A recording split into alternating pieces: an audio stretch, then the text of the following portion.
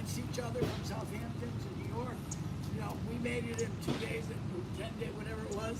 And then you had the aviatrix and the aviators traveling around the world, trying to beat records and how far they could get on one tank of gas and all of these things. And so the buildings began to be infused with aerodynamics. But for our purposes, we call them streamlines. God bless, God bless, God bless. So the room, you can see, it looks like an ocean liner. So then, look at the porthole windows. Okay?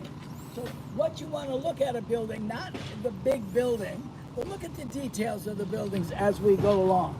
The railings look just like you're standing on an ocean liner looking at the ocean.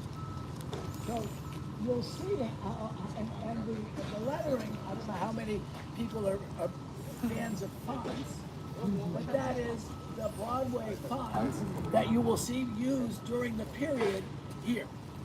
So we don't want to leave that out. The other thing that's important is this is coral rock. You're leaning against it. This is called the serpentine walkway because it winds around.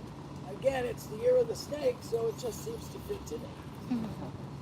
Today is the Lunar New Year, so happy Chinese New Year.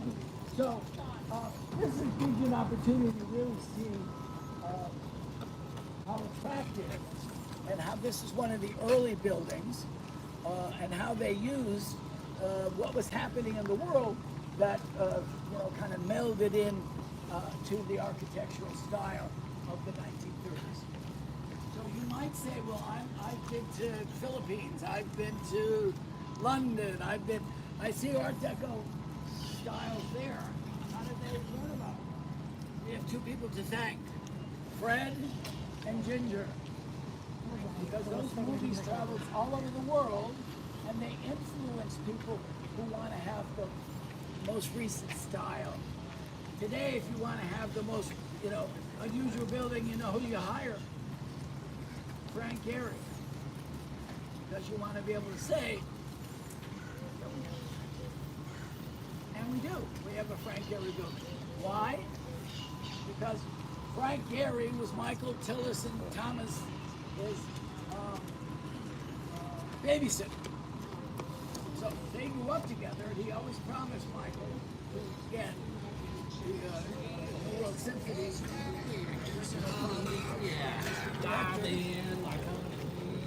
that he'd make a building for him, so that's the building he gave him. So we do have, and we also have attracted lots of other international architects, Brett Koolhaus, Cesar Pelle, and the list goes on and on. But all of it goes back to the building of the 1930s. You know, it really is painful when I go to events, and all they talk about are the celebrities that come here, right? I'm not that shy. So I get up and say, let's talk about the building, and that's the reason they are here. That's the reason Miami City Ballet is here. That's the reason a number of other events, whether it be the South Florida Art Center, which is now Olight. So there's a lot of pioneers that were brought here because of the architecture. So I just want to stress that. So we're going to step off. We'll pick up our calendar when we get to the next stop.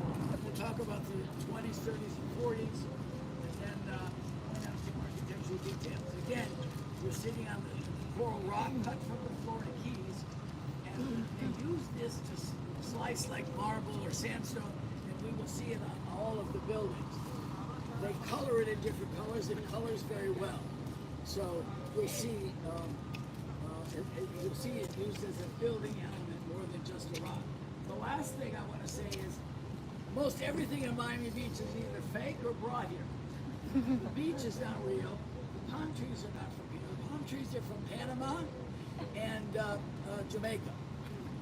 When we walk, many of these are less than 20 years old because as Miami Beach began to develop, they began to plant more of the trees, and they tried to take some of the seeds from the original palm trees that have been here. So when you see long, spindly palm trees, those are the original palms. These are all recent. They're new. This whole, I don't know what you call it, ketchup palms, or